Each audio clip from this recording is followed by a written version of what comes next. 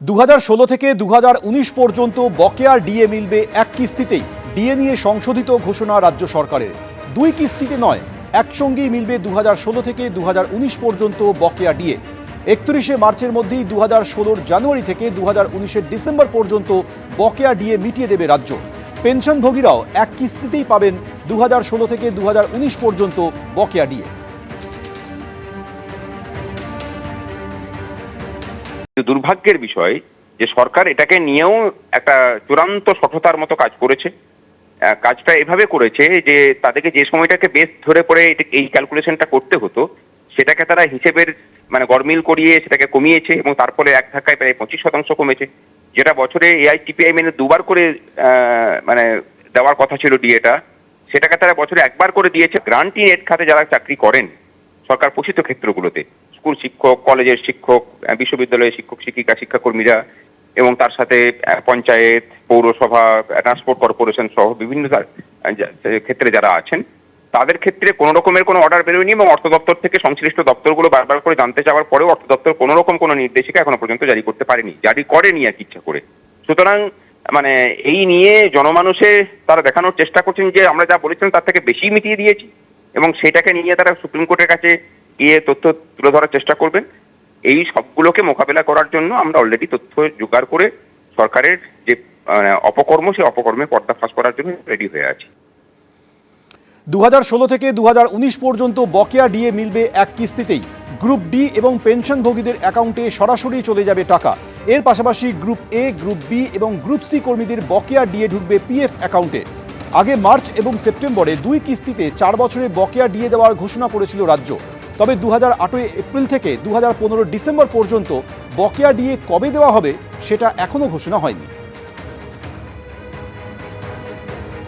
নোটিফিকেশনটা ডেটটা দেখবেন 23 তারিখে। আচ্ছা, হ্যাঁ, 23 তারিখে, কিন্তু আজকে সেটা পাবলিশড হলো, অর্থাৎ 23 তারিখ আর আজকে 28 তারিখ। এবার 26 এবং 27 এই দুদিন আপনার অবসরপ্রাপ্ত কর্মী এবং ইন সার্ভিস অর্থাৎ কর্মরত কর্মীদের কিন্তু আপনার টাকাটা ঢুকেছে। বলেছিল যে জানুয়ারি 16 থেকে 19 পর্যন্ত, 31শে ডিসেম্বর 19 পর্যন্ত টোটালটা ক্যালকুলেশন করে তার 50% দেবে 31শে মার্চ আর 50% সেপ্টেম্বর, 30শে সেপ্টেম্বর। তাহলে এখন ঘটনাটা হলো এই যে টাকাটা ঢুকে গেছে সেটা কি 100% না সেটা 50%? সেটা যদি 50% হয় তাহলে সেটা কি বলেছে যে আমরা আরো 50% এই যে মার্চের মধ্যে দিয়ে দেবো? যেই টাকাটা ঢুকিয়ে দিয়েছে অনেককে সেটাই 100%। কেন হবে? 23 তারিখের অর্ডার আজকে 28 তারিখ, কেন কর্মচারী সমাজের কাছে আসবে? সেই কৈফিয়তটা কে দেবে? 2016 থেকে 2019 পর্যন্ত বকেয়া ডিএ মিলবে এক কিস্তিতেই। ডিএ নিয়ে সংশোধিত ঘোষণা করল রাজ্য সরকার। দুই কিস্তিতে নয়, একসঙ্গেই মিলবে 2016 থেকে 2019 পর্যন্ত বকেয়া ডিএ। 31শে মার্চের মধ্যেই 2016 জানুয়ারি থেকে 2019 ডিসেম্বর পর্যন্ত বকেয়া ডিএ মিটিয়ে দেবে রাজ্য। পেনশনভোগীরাও এক কিস্তিতেই পাবেন 2016 থেকে 2019 পর্যন্ত বকেয়া ডিএ।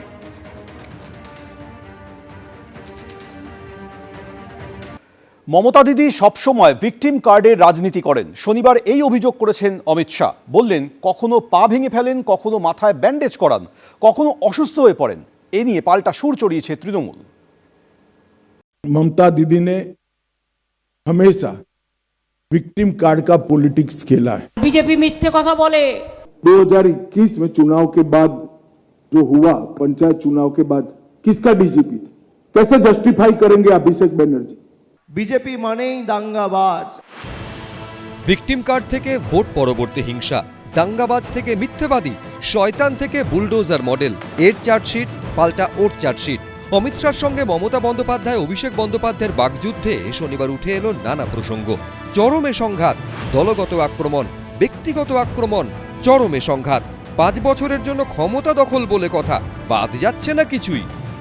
कभी पैर तुड़वा लेती हैं, कभी सिर पर पट्टी बंधवा देती हैं, कभी बीमार हो जाती है और कभी चुनाव आयोग के सामने बेचारा बनकर चुनाव आयोग को गालियां निकालती। मगर ममता दी, मैं आपको बताने आया हूं कि आपकी ये राजनीति को, विक्टिम कार्ड की पॉलिटिक्स को बंगाल की जनता अब बहुत अच्छे तरीके से समझ गई। যদি বলে থাকেন কখনো ব্যান্ডেজ পড়ছেন, কখনো প্লাস্টার, দিনের মধ্যে 10 বার ব্যান্ডেজ পাল্টাচ্ছেন না, প্রধানমন্ত্রী ড্রেস পাল্টানোর মতো। তো ভিকটিম কার্ড কে খেলে, কোথায় খেলে, কিভাবে খেলে সেটা আমরা সবাই জানি।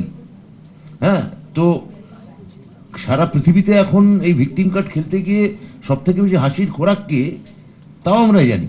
একটা কথাই বলতে পারি, তুমি সর্প হয়ে দংশন করো, ওঝা হয়ে ঝাড়ো।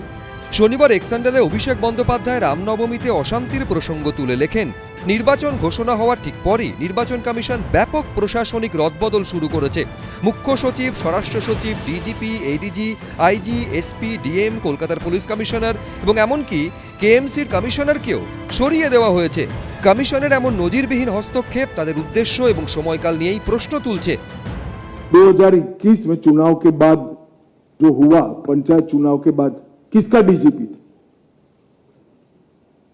भारतीय जनता पार्टी के कार्यकर्ताओं को चुन चुन कर मार दिया गया। कैसे जस्टिफाई करेंगे अभिषेक बनर्जी? এরা যদি কোথাও মাথা তুলে দাঁড়ায়, সব থেকে বেশি ক্ষতিগ্রস্ত গরিব মানুষ হবে। বিজেপি মানেই দাঙ্গাবাজ। বাংলায় ভোটের আগে হিংসা, ভোটের দিন হিংসা, ভোটের পর হিংসা। বাংলায় নিরপেক্ষ, সুষ্ঠু, অবাধ ভোট কি কোনোদিনও হবে? শিবাশিস মৌলিক, অনির্বাণ বিশ্বাস, উজ্জ্বল মুখোপাধ্যায়, এবিপি আনন্দ। রাজ্যে মহিলা নিরাপত্তা নিয়ে তৃণমূলের বিরুদ্ধে সুর চড়ালেন অমিত শাহ। গত কয়েক বছরে মহিলাদের উপর অপরাধের একাধিক ঘটনার কথা উল্লেখ করে কেন্দ্রীয় স্বরাষ্ট্রমন্ত্রীর অভিযোগ, দোষীদের বাঁচানোর চেষ্টা করা হয়েছে। তৃণমূলের পাল্টা প্রশ্ন, উন্নাও হাথরাস নিয়ে কেন নীরব রইলেন অমিত শাহ? तुष्टिकरण की इंतहा कर कर ममता बनर्जी जी ने रख दिए। किस प्रकार से आप शासन चलाना चाहती हैं?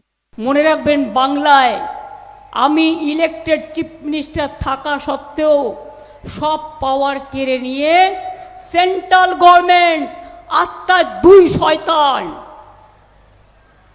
নাম বলার প্রয়োজন নেই, মিলে অত্যাচার করে যাচ্ছে বাংলার মানুষের ওপরে। তোষণ থেকে শয়তান, নারী নির্যাতন থেকে দুর্নীতি, শনিবার দিনভর একে অপরকে দুষল তৃণমূল বিজেপি। সন্দেশখালী কাণ্ড থেকে শুরু করে আরজি করে তরুণী চিকিৎসককে ধর্ষণ, খুন, কসবা আইন কলেজে নারী নির্যাতনের প্রসঙ্গ টেনে তৃণমূলকে আক্রমণ করেন অমিত শাহ। उनकी कैडर के द्वारा महिलाओं पर अपराध के केस में खुलेआम संरक्षण दिया गया। आरजी करके केस में जो आरोपियों के वकील होते हैं, इनको इनाम में राज्यसभा दिया जाता है। और संदेश खाली में धड़ल्ले से आदिवासी महिलाओं का शोषण हुआ। कस्बा लॉ कॉलेज के बलात्कार में चुप्पी साध ली गई। पार्क स्ट्रीट बलात्कार को ममता बनर्जी ने घड़ी हुई घटना बताया। हंसकाली पीड़िता के केस में टीएमसी नेता के एक बेटे ने बलात्कार किया तो टीएमसी के नेताओं ने उसके महिला के चरित्र पर ही सवाल उठा दिए। পাল্টা বিজেপি শাসিত উন্নাও হাথরাসের ধর্ষণের প্রসঙ্গ তুলে অমিত শাহকে জবাব দিয়েছে তৃণমূল। নারী সুরক্ষায় সব থেকে বেশি অসুরক্ষিত রাজ্য হচ্ছে উত্তরপ্রদেশ, দ্বিতীয় হচ্ছে মহারাষ্ট্র এবং তৃতীয় হচ্ছে রাজস্থান। তিনটেই বিজেপি শাসিত রাজ্য। মণিপুর নিয়ে একটা কথা বলছেন না কেন? ব্রিজভূষণ নিয়ে একটা কথা বললেন না কেন? উন্নাও হাথরাস এই নিয়ে চুপ কেন? যে কোনো রাজ্য হোক কিংবা যে কোনো দেশ, শহর হোক কিংবা গ্রাম, বিশ্বের প্রতিটি কোণায় নারীদের সুরক্ষিত থাকার, স্বাধীনভাবে চলাফেরা করার পূর্ণ অধিকার থাকা উচিত। কিন্তু বাস্তবে কি তা হয়? তা হচ্ছে? কোনো দল দাবি করতে পারবে তাদের শাসনে নারীরা সম্পূর্ণ সুরক্ষিত?